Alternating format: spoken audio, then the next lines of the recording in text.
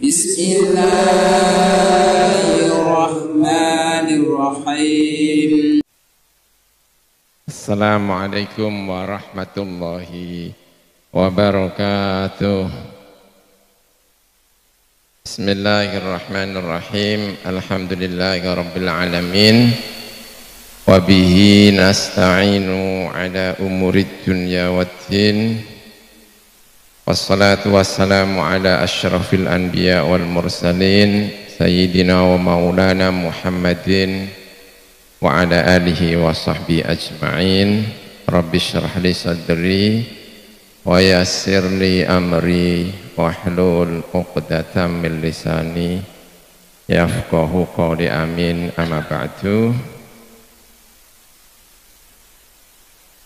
Yang saya hormati para alim ulama, para habaib, ya, ada beberapa kiai hadir, semua yang hadir yang saya hormati, ini terima kasih sekali sudah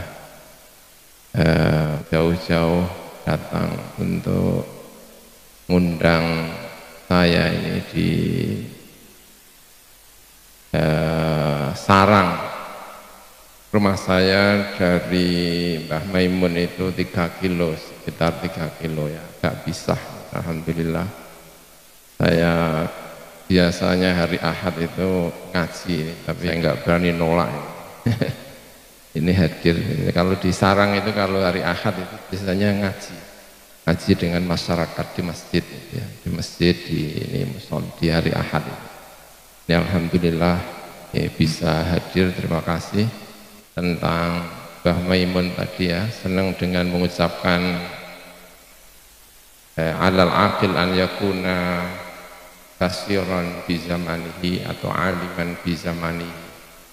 Biasanya kalau Mbah Maimun itu menisbatkan makalah itu kepada Nabi Ibrahim alaihissalam, tapi ya wallahu alam, ya dinisbatkan kepada Nabi Ibrahim alaihissalam.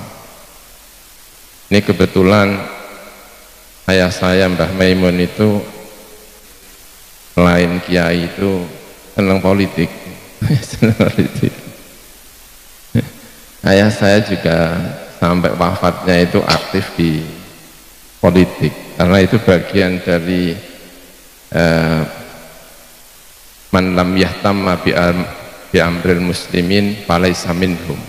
Salah satu dalil yang sering disampaikan, orang kalau tidak punya perhatian terhadap urusan umat itu tidak bagian dari umat. Nah, salah satu perhatian kepada umat itu masuk pada wilayah politik. Salah satu dalil yang disampaikan untuk masuk pada wilayah politik itu adalah makolahnya Mbah Wahab, bahwa orang bisa ngaji itu ya karena ada keputusan-keputusan politik. Kalau nggak ada yang hadir di wilayah politik, mungkin sampai sekarang tidak ada undang-undang pesantren. Tidak ada undang-undang pesantren itu ya diantaranya karena ada kiai-kiai yang masuk di wilayah politik. Alhamdulillah ada kiai-kiai yang masuk di wilayah politik. Nah, makalah yang disampaikan, yang sering disampaikan oleh ayah saya itu, terusannya itu an yakuna arifan bi rabbihi, harus ma'rifat kepada Tuhan. Itu sering disampaikan, itu sebetulnya itu tidak hanya mauidhah untuk kepada halayak, tapi itu sebetulnya juga mauidhah untuk dirinya. Masuk wilayah politik itu ma'rifat kepada Tuhannya itu harus kuat, karena kalau tidak itu bisa masalah. Bayangkan kalau saya ini, sekelas saya ini misalnya harus masuk politik dan salaman dengan Ibu Megawati. Itu kira-kira Ibu Megawati jadi saya atau saya jadi Megawati? Pokoknya arifan birobih itu kalau masuk politik itu harus kuat, kata ayah saya. Ketika masuk politik itu agak gaya dikit gitu, kepengen ikut merasakan mempengaruhi umat, mempengaruhi negara, mempengaruhi Jakarta. Tahu-taunya dia dipengaruhi Jakarta. Bukan mempengaruhi tapi dipengaruhi. Karena itu harus arifan birobih, itu kalau orang masuk politik itu harus kuat. Dan itu salah satu alasan kenapa ayah saya itu sering haji, sering umroh, sering haji, biar kuat. Jadi kalau salaman dengan tokoh-tokoh politik di Jakarta itu, urusannya itu adalah apakah saya menjadi dia atau dia menjadi saya dipengaruhi atau saya mempengaruhi. Dan itu sangat ditentukan oleh arifan birobbi. Dan itu menjadi, ini saya tidak tahu harus pakai bahasa Indonesia apa pakai bahasa di sini banyak Maduranya. Bahasa Jawa setengah paham setengah enggak. Alhamdulillah, ini saya kalau diceritain ayah itu abah saya itu senang, diantaranya karena dalam tradisi kami itu ada darah Sunda, ada darah Madura, ada darah Jawa, ada darah Arab. Karena dulu katanya itu ada orang Arab perempuan nikah dengan Sunda, jadi itu anaknya namanya anak apa ini, setengah Arab setengah Sunda. Lalu anaknya itu hijrah ke Madura, nikah dengan orang Madura, maka jadilah setengah Sunda, setengah Arab, setengah Madura. Setelah tinggal di Madura, hijrah ke Sarang, nikah dengan Jawa, jadi setengah Arab, Sunda, Madura, Jawa. Jadi kalau lahirlah kami, termasuk saya ini, jadi kalau ketemu orang Arab ya, kalau agak mirip-mirip Arab ya pantas lah gitu kan. Nanti kalau ketemu Madura ya saya ini Madura. Kalau kami kalau ziarah juga sebagian ke Madura. Tahun yang lalu kami ziarah ke Sunda, karena ya kakek kami itu ada yang dari Sunda, ada yang dari Arab. Jadi alhamdulillah lah. Di sini juga ada Jawanya, ada Maduranya, ada Arabnya, ada yang di sini Sundanya ini kayaknya yang kurang ini. Sunda. Jadi senang sekali. Terima kasih ini ya. Jadi orang tua saya itu meyakini itu. Pokoknya orang yang masuk ke wilayah-wilayah yang agak berat itu ma'rifatnya kepada Gusti Allah itu harus tinggi sekali. Saya masih ingat itu waktu abah saya itu pulang dari haji itu ketemu dengan Ibu Megawati itu memberi hadiah tasbih. Jadi memberi hadiah apa? Tasbih. Itu kira-kira kalau saya yang ngasih hadiah tasbih itu mungkin merasa tersinggung itu. Ini ada anak kecil kok ngasih hadiah tasbih, ini maksudnya apa ini? Gitu ya. Tapi karena ini agak pantas kalau memberi hadiah tasbih. Makanya butuh yang seperti Kiai untuk berada di Jakarta itu sangat penting. Semua orang mengenal sebagai politisi, tapi setiap orang yang salaman itu merasa ini salaman dengan kiai. Karena banyak sekali kiai-kiai itu kalau salaman dengan politisi, politisi itu sudah menganggap ini sudah bukan kiai, ini sama-sama politisi. Ya. Nah saya yakin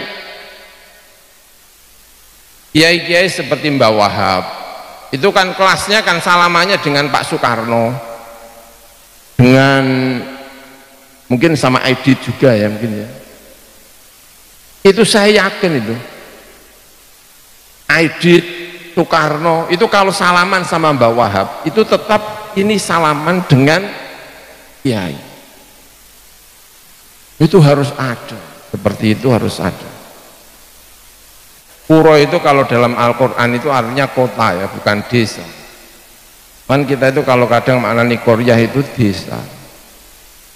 Itu kalau dimaknani desa agak bahaya, karena Mekah itu Ummul Qura. Kalau dimaknani desa berarti ibunya desa. Setiap rasul itu pasti min ahlil qura, pasti orang kota. Kenapa kok orang kota? Karena rasul itu cerdas dan sulit untuk dibodoni. Bayangkan kalau rasul itu gampang dibodoni.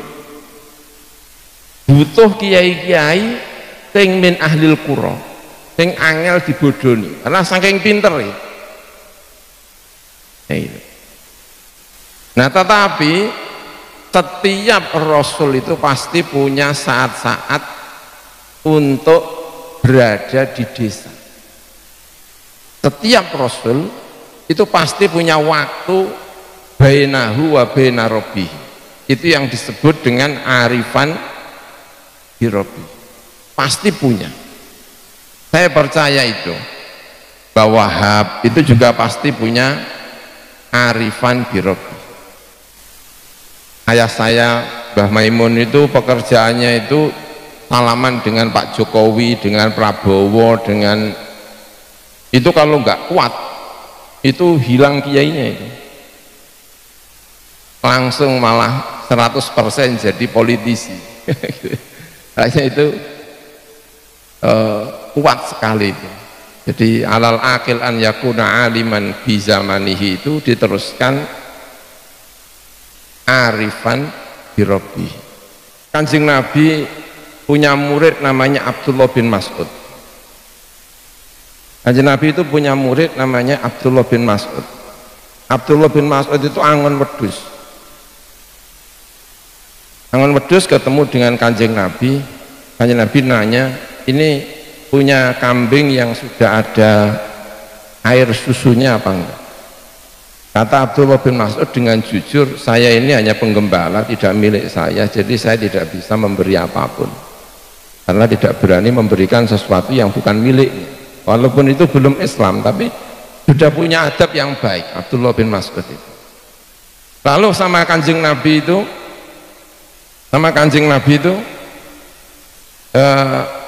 ditanya, kambing yang belum dikumpuli sama pejantan yang mana, yang kira-kira belum ada air susunya. Lalu ditunjukkan ini. Lalu sama Kanjeng Nabi itu kambing yang belum ada air susunya itu dipegang-pegang, lalu minta wadah, terus dipoh itu keluar air susunya. Nah, Abdullah bin Mas'ud itu bingung, ini orang aneh ini, kambing kecil belum apa-apa kok di ini keluar air susunya. Nah, pertanyaan Abdullah bin Mas'ud itu berikutnya kepada Kanjeng Nabi itu, maaf, itu belum tahu kalau itu Nabi, itu dikira siapa, nggak tahu dia hanya pengembala kambing, jadi tidak tahu tentang Muhammad. Tanya itu begini, itu apa namanya, doanya apa? Bukan doanya, tapi apa itu kalau bahasanya itu ya, mantranya apa itu kok bisa begitu, jadi pengen itu. Nah, Kanjeng Nabi itu bilangnya begini, anta rajulun mu'allam, kamu jangan jadi dukun, kamu itu jadi orang alim aja. Jadi kepengen jadi dukun karena kepengen bisa, itu kan berarti kan akan dukun-dukun ya, kambing di nggak ada airnya terus di apa, diperas keluar, itu kan agak bau-bau dukun. Nah, kata Kanjeng Nabi, kamu jangan berpikir itu, anta rajulun mu'allam, kamu menjadi intelektual saja, jangan mikir yang seperti ini. Kanjeng Nabi terus kondur beberapa waktu, dipikir-pikir, terus Abdullah bin Mas'ud terus masuk Islam. Nah, sejak saat itu Abdullah bin Mas'ud itu kemudian menjadi orang top. Nah, ada hal-hal yang istimewa yang dimiliki oleh para ulama seperti yang dimiliki oleh Kanjeng Nabi. Itu pasti ada orang-orang yang saya gambarkan Abdullah bin Mas'ud yang tukang angon lalu menjadi orang top. Satu kalimat dari Kanjeng Nabi antar rajulun mu'allam mengubah segalanya. Orang yang orientasinya itu kira-kira uripe itu kira-kira angon itu aja lah, tiba-tiba berubah menjadi orang mu'allim. Satu kalimat as-sihri itu luar biasa itu. Imam Syafi'i itu datang dari Mekah menuju ke Madinah mau ngaji kepada Imam Malik. Kitab Muwatta sudah dihafalkan sejak umur 10 tahun, itu sudah hafal Muwatta, ngajinya umur 14 tahun saking senengnya sama Imam Malik. Mau datang ke Imam Malik, sowan dulu kepada Kanjeng Nabi, ndelalah Imam Malik itu berada di masjid Kanjeng Nabi. Kata Imam Malik, saya melihat Gusti Allah, inni arallaha qad alqa fi qalbika nuran. Saya melihat Gusti Allah itu sudah menjatuhkan cahaya dalam hatimu, nggak kenal nggak apa, begitu ketemu inni ara allaha qad alqa fi qalbika nuran fala tutfihu bidzulmatil maksiat. Jangan padamkan dengan maksiat. Itu kalau kita mendapatkan ucapan itu dari Hadratus Syekh Mbah Hasyim Asy'ari itu, sing asale preman-preman itu rumah sana wis dadi kiai. Pikir-pikir itu Imam Syafi'i dapat itu. Maka jadilah kemudian Imam Syafi'i nemu guru namanya Imam Malik. Lalu Imam Syafi'i kerja, kalau saya bayangkan itu jadi pegawai negeri lah, karena dapat gaji dari negara. Jadi ya Imam Syafi'i itu ya pernah jadi pegawai negeri. Imam Syafi'i itu pernah jadi pegawai negeri, pembantu qadhi, lalu ada masalah sehingga harus disidang di Baghdad, dipegang, diborgol atau diapakan, pokoknya mau disidang di sana. Yang menyelamatkan Imam Syafi'i itu siapa? Muhammad bin Al-Hasan, murid terbaiknya Imam Abu Hanifah setelah Abu Yusuf. Imam Abu Hanifah itu punya murid nomor satunya itu namanya Abu Yusuf, murid yang kedua itu namanya Muhammad bin Al-Hasan. Ya, Muhammad bin Al-Hasan itu luar biasa itu. Nah, Madinah sama Irak itu tidak pernah ketemu. Yang bisa menemukan itu siapa? Imam Syafi'i. Karena Imam Syafi'i itu muridnya Imam Malik sekaligus muridnya Muhammad bin Al-Hasan. Nah, ketemunya dengan Muhammad bin Al-Hasan itu justru Imam Syafi'i ketika sedang ada masalah hukum. Itu kalau tidak ditolong itu bisa mati. Tapi ditolong sama Muhammad bin Al-Hasan, dibela. Selain Imam Syafi'i itu membela diri, ditolong sama Muhammad bin Al-Hasan. Sejak saat itu Imam Syafi'i itu jadi muridnya Muhammad bin Al-Hasan. Sampai kapan? Sampai wafatnya. Jadi Imam Syafi'i itu kalau ngaji itu tenanan. Jadi muridnya Imam Malik ya sampai wafat. Jadi muridnya Muhammad bin Al-Hasan juga sampai wafatnya Muhammad bin Al-Hasan. Maka Imam Syafi'i itu jadi bingung, karena dalam kepalanya itu ada model Medina sama ada model Irak, padahal itu nggak pernah ketemu. Imam Syafi'i yang dulunya Maliki itu sekarang sudah agak itu madhabnya sudah. Nah itu setelah jadi muridnya bin Al-Hasan itulah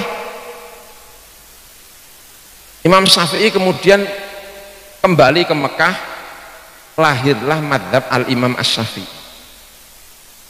Jadi Imam Syafi'i itu bisa menjadi top itu satu, pertama ketemu dengan guru-gurunya ketika di Mekah, di antaranya Saiban.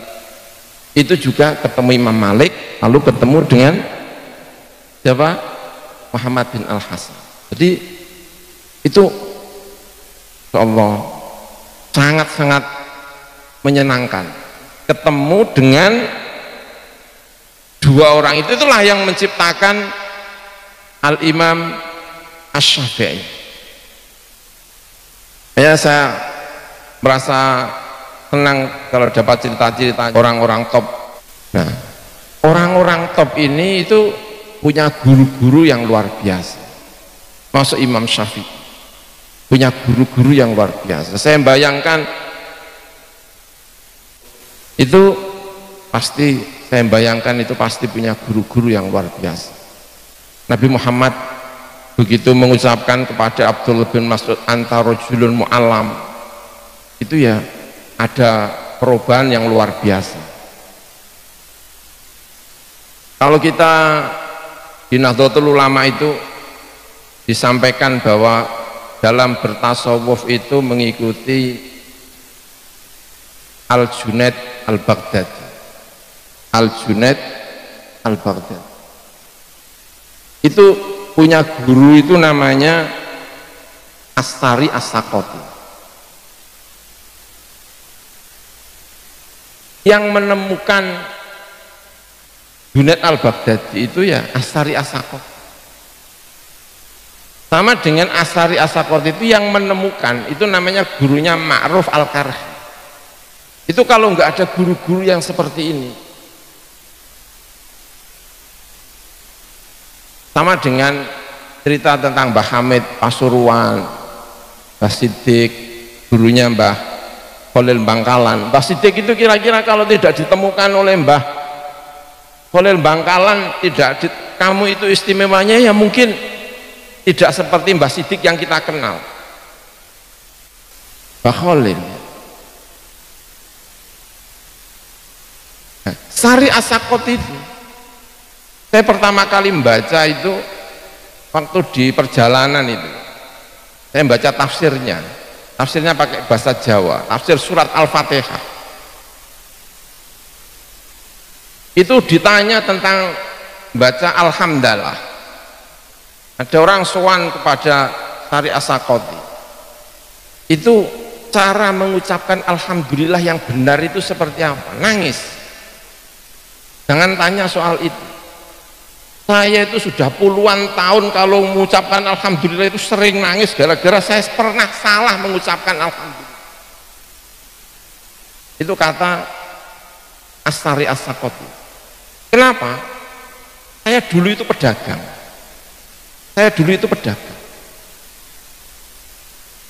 Urusannya cuma dagang saja.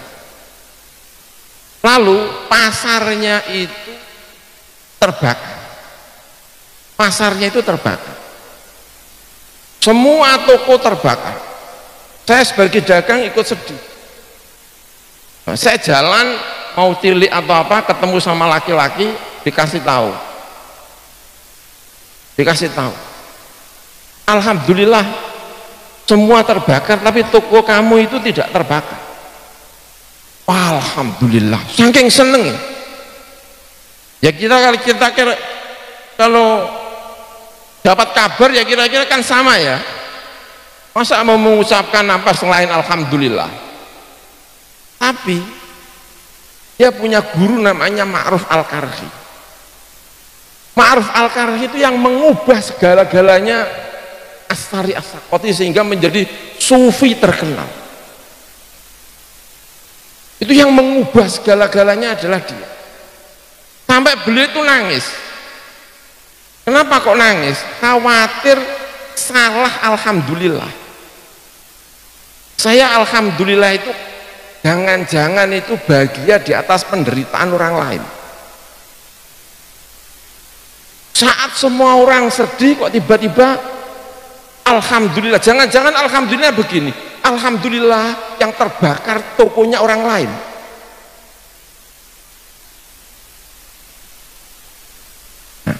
Saya habis baca itu, itu naik kendaraan ya mobil ini yang saya pakai ini sambil tidur-tiduran, ada suara ban meledos buanter. Saya kaget gini, saya tanya sama supir saya itu, banyak meledos mboten, truk sebelah yang meledos, apa yang ngomong alhamdulillah gak situ. Karena habis baca tafsirnya As-Sakoti, bukan maaf ya, tafsirnya Syekh Soleh Darat. Tafsir Soleh Darat bahasa Jawa karena itu menyebut tentang menyebut kisah masalah itu. Saya mau ucap alhamdulillah itu gak situ. Tapi itu gini, itu karena habis baca jangan-jangan alhamdulillahnya itu alhamdulillah yang meledos truk. Itu kan berarti ngalhamdulillahi penderitaannya orang lain. Jangan-jangan penderitaannya itu apa alhamdulillahnya itu itu yang mengubah sehingga menjadi sufi top di Baghdad itu karena punya guru namanya Ma'ruf Al-Qarni.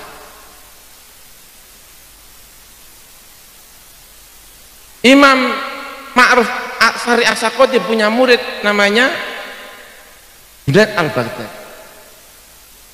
Umurnya masih belasan, itu diperintah sama Junaid Al-Baghdadi, sama Ma'ruf Al-Qarni. Junaid, kamu sekarang naik, kamu sekarang ngaji di masjid, suruh ngaji.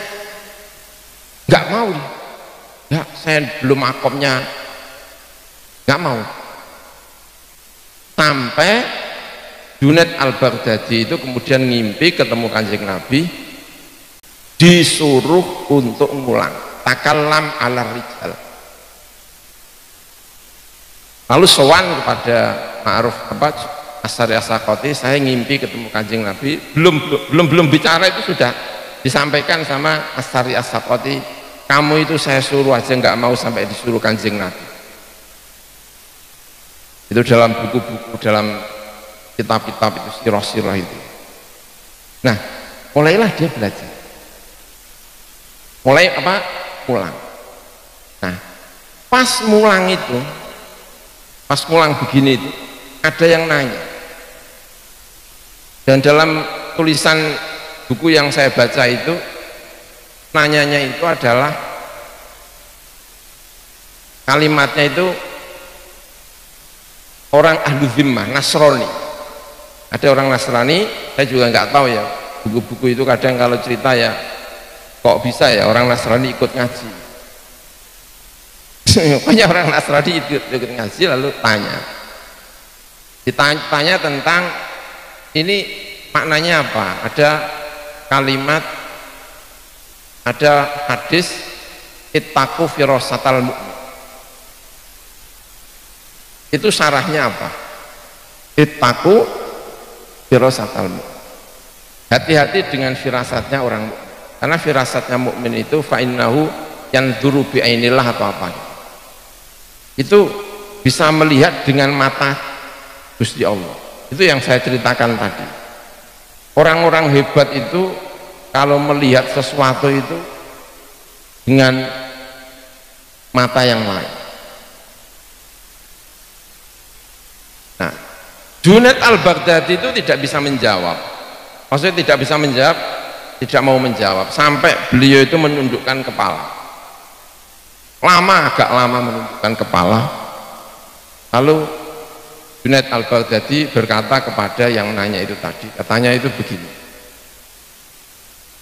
qad ana awanuka an tadkhula fil Islam. Sudah saatnya kamu masuk Islam.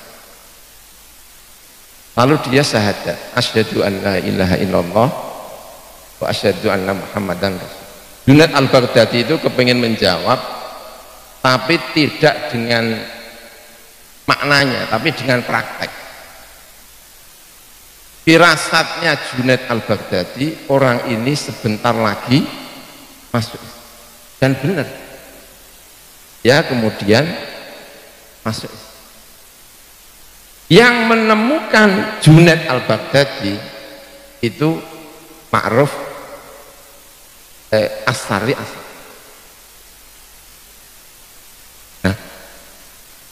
Nah, cerita-cerita tentang hal seperti ini itu kita dapatkan dari para ulama-ulama.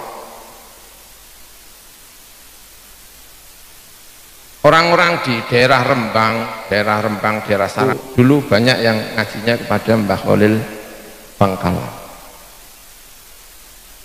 Apa yang dilakukan itu seringkali berdasarkan apa yang dilakukan oleh, yang disampaikan oleh siapa? Mbah Khalil Bangkalan.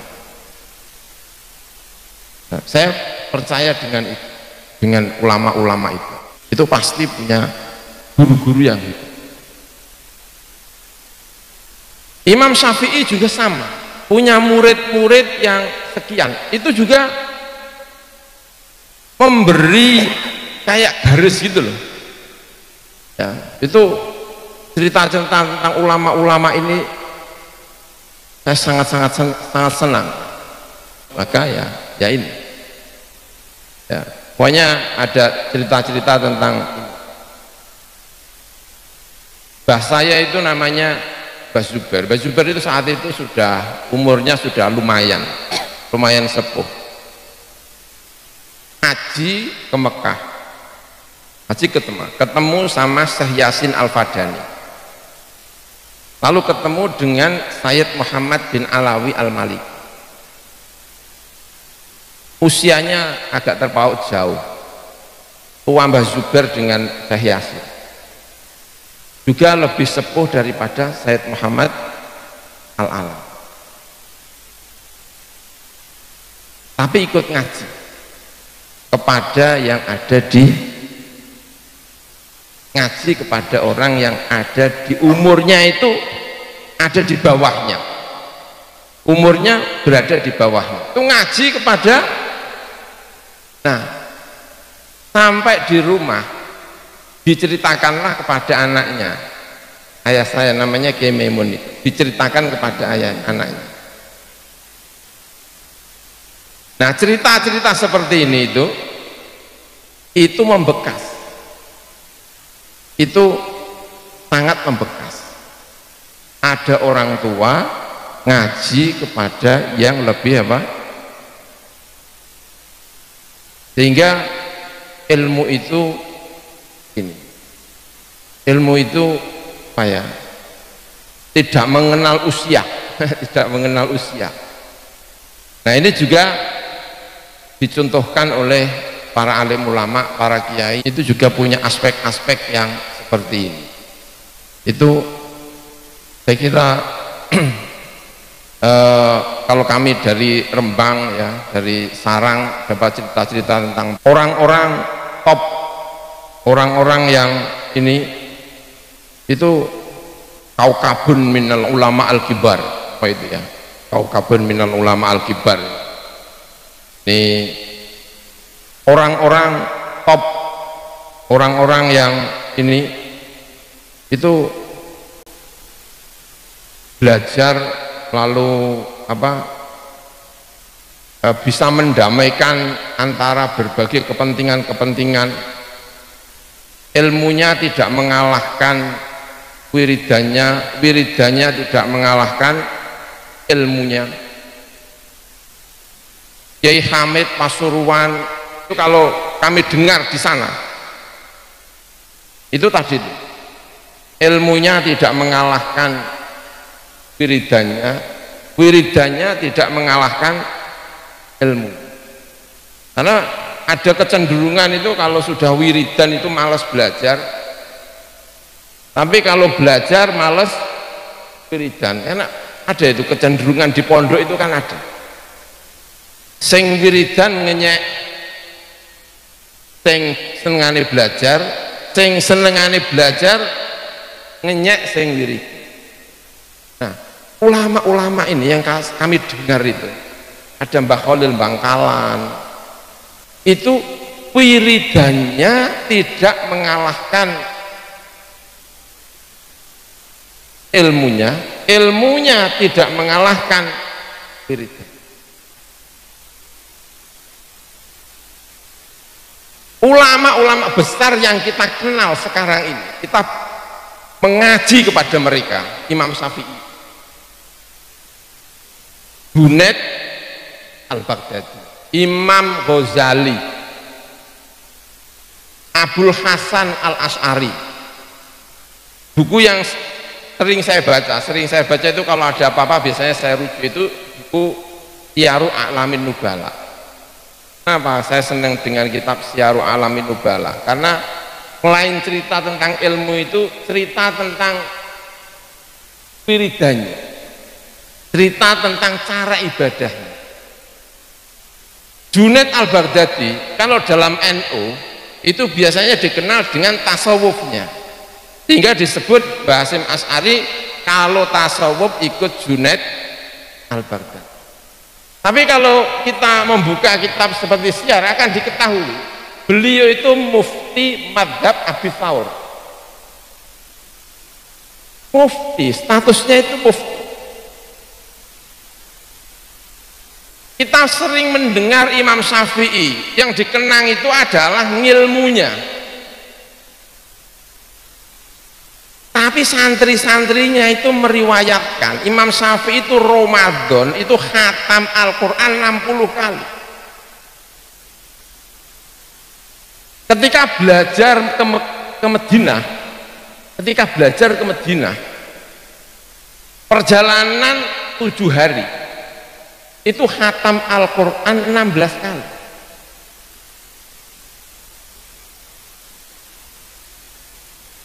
Tapi orang mengenal Imam Syafi'i itu, orang kalau ngidolakan Imam Syafi'i itu biasanya itu terus ngarepi komputer, ora sempat wiridan, terus apa lagi kira-kira? Kalau orang kira-kira mengidolakan Imam Syafi'i, Basul Masail, ya kan?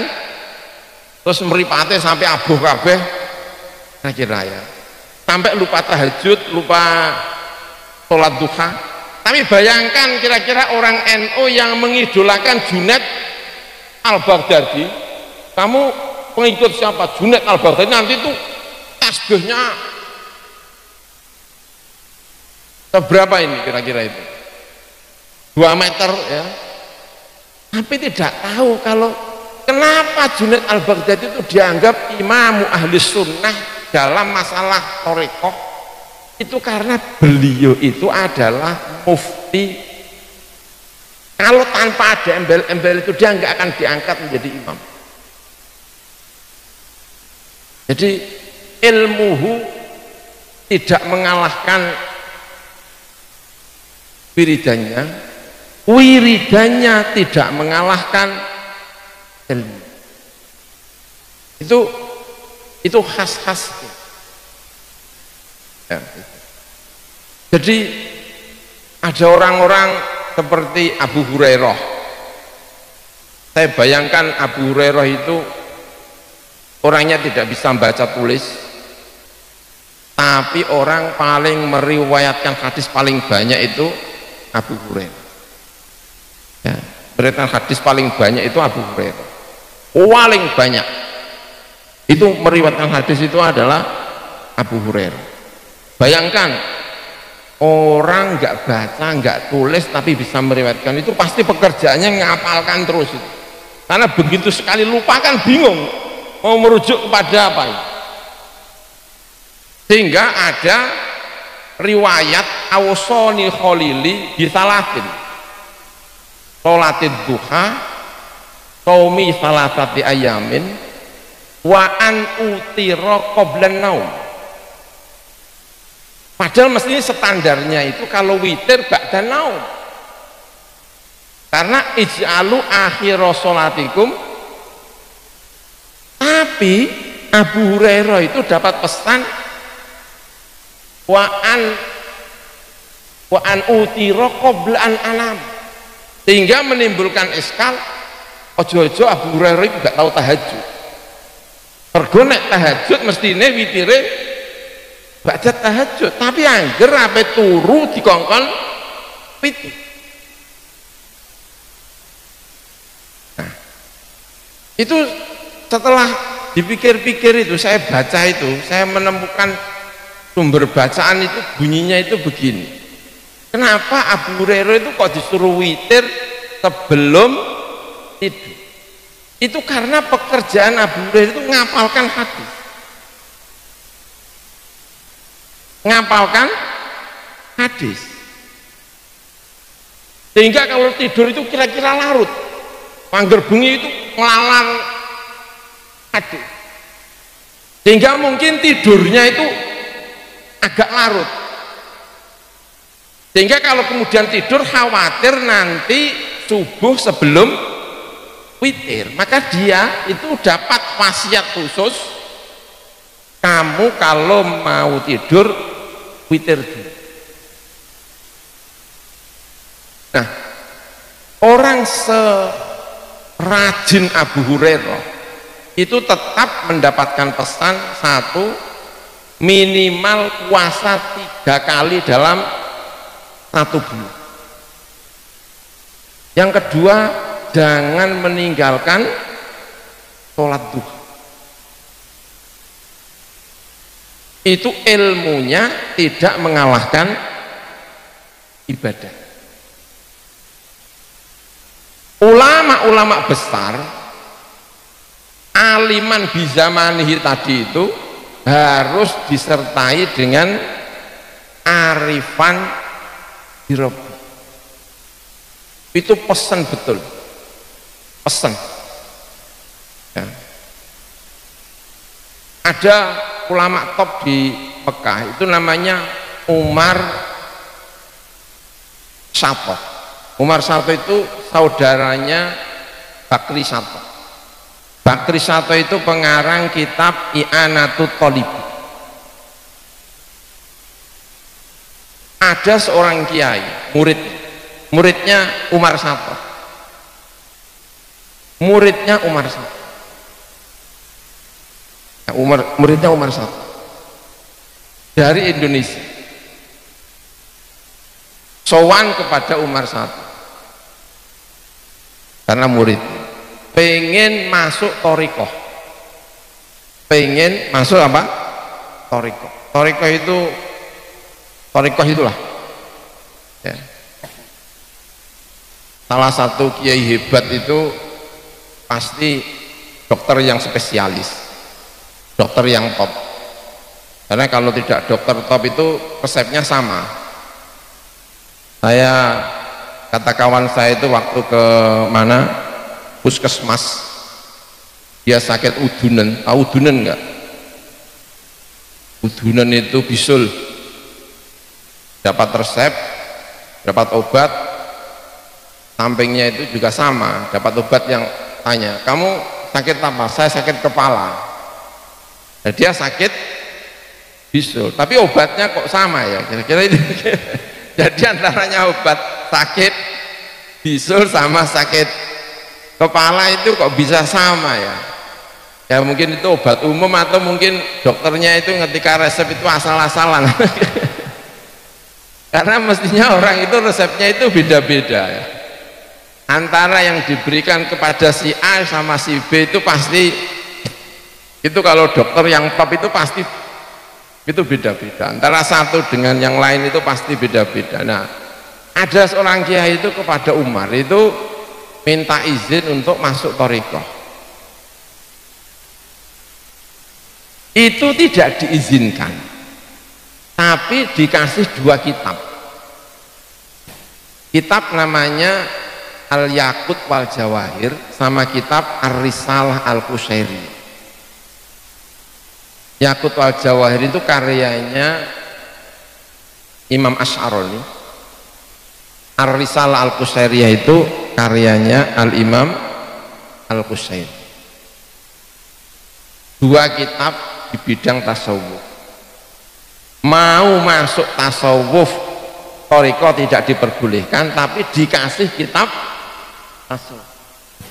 Kata gurunya itu begini, kamu itu nggak usah ikut tasawuf, nggak usah ikut thariqah, kamu pelajari ini, ajarkan ini, kamu akan menjadi thariqah kamu itu ya ini.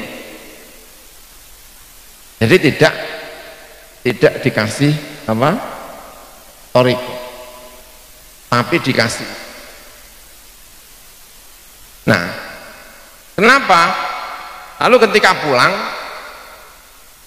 Kiai itu mondok lagi di Mbah Hasyim Asy'ari di Tebuireng, mondok lagi di Tebuireng, maka kemudian menjadi muridnya Mbah Hasyim Asy'ari, ya, menjadi muridnya Mbah Hasyim Asy'ari. Jadi selain muridnya Umar Sato, pulang ngaji lagi ke Mbah Hasyim Asy'ari. Nah, ini Umar Sato itu memberi saran kepada kiai tersebut dan itu dijalankan. Kemudian beliau itu terkenal menjadi orang yang sangat sufi, tapi sekaligus mengkader para ulama. Itu yang kita sebut bahwa ilmunya tidak mengalahkan ininya, tapi juga tidak mengalahkan. Nah, ini kita mencoba meneladani para alim ulama. Saya cerita seperti ini karena banyak kiai-kiai yang dalam sejarahnya itu sangat sering hidup di Jakarta, tapi tetap mendapatkan kepercayaan publik yang luar biasa, menerima Pancasila. Yang terkenal salah satu pionirnya itu kan Kiai Ahmad Sufi. Itu kalau kira-kira Basul Masail sekarang itu ditelurkan oleh itu nggak kuat itu. Kenapa ya? Mungkin wiridannya apa ini kurang, aura kekiaiannya itu kurang, saya kira. Tapi nah, imam-imam besar yang kita miliki itu saya baca sejarahnya itu ya, seperti tadi itu Junaid al-Baghdadi, Al-Imam Asy-Syafi'i, lalu Al-Imam Al-Ghazali, lalu dalam ilmu kalam itu kita mengenal Abdul Hasan Al-Asy'ari.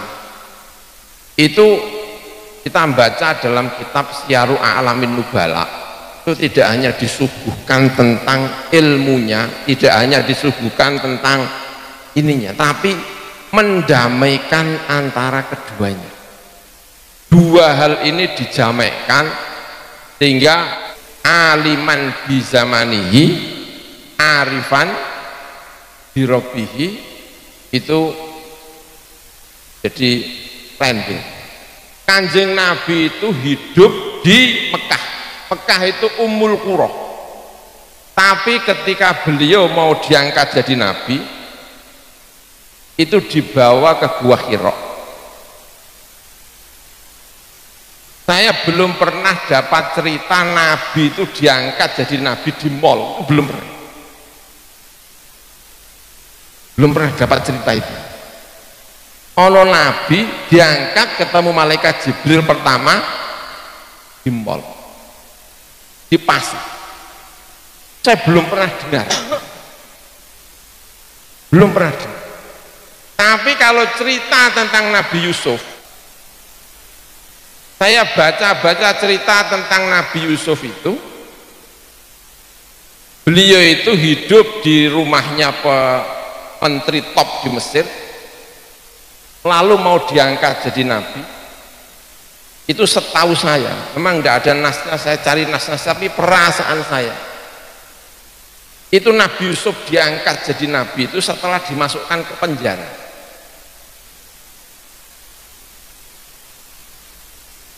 Kenapa? Karena cerita tentang mukjizatnya Nabi Yusuf itu keluarnya ketika di penjara.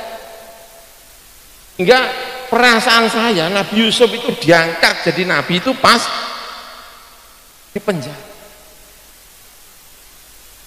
Jadi kalau ada orang di penjara ya agak sombong dikit-dikit lah ya kan, kira-kira calon nabi atau apa gitu ya. perasaan saya itu Nabi Yusuf itu diangkat jadi nabi itu ketika di penjara, tidak di rumah gedong, itu tidak. Nabi Muhammad itu diangkat jadi nabi itu bukan di Mekah, di kota, di pasar-pasar, tapi digeret ke gua. Nabi Musa alaihissalam itu hidup bersama Fir'aun, karena ditemukan di Fir'aun, hidup bersama Fir'aun, itu mau diangkat jadi nabi, itu nempeleng orang, mati, lalu takut mahkamahnya tidak beres, lari sampai ke desa, ketemulah Nabi, ngaji 10 tahun, ngaji 8 tahun, khidmah 2 tahun.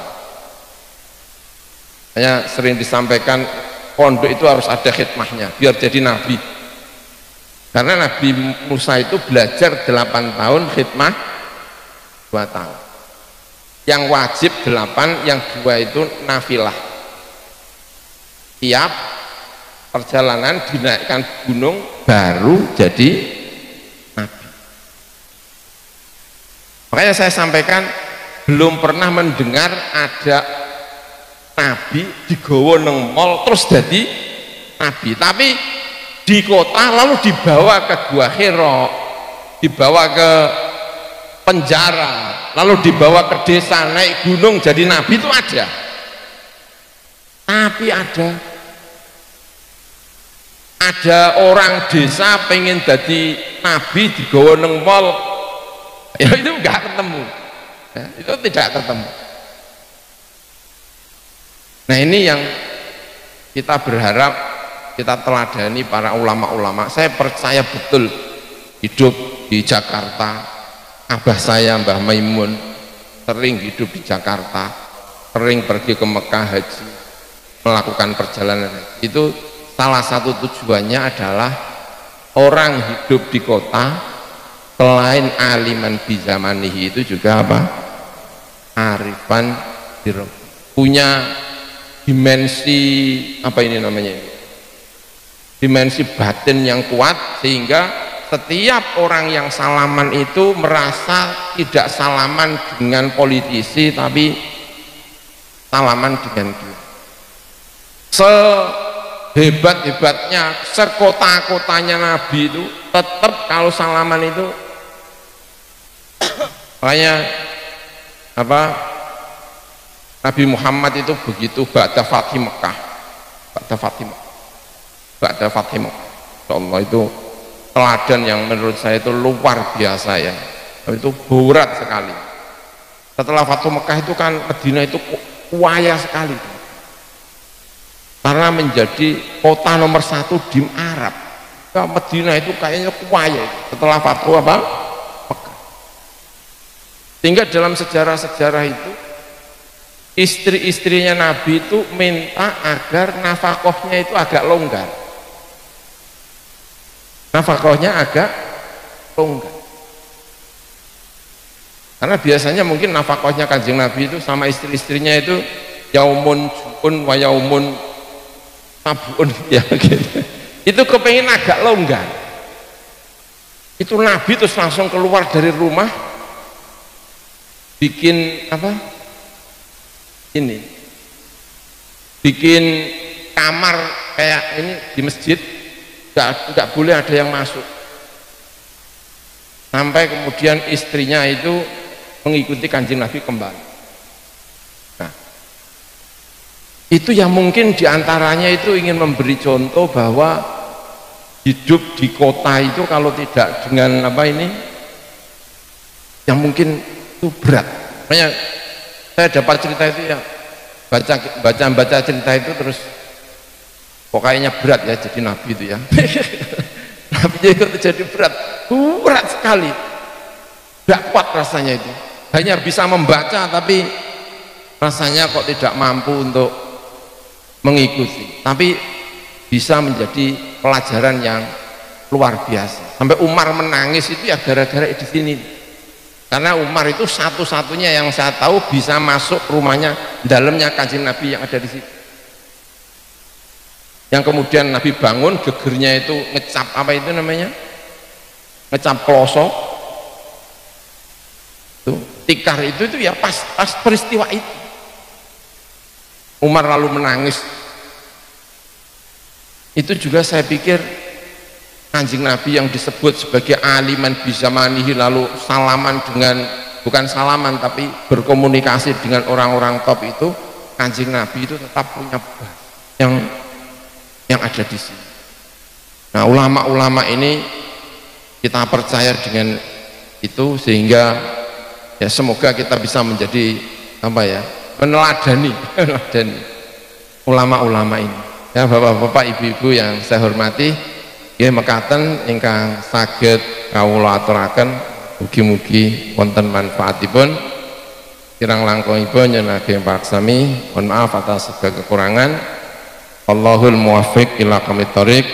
Wassalamualaikum warahmatullahi wabarakatuh.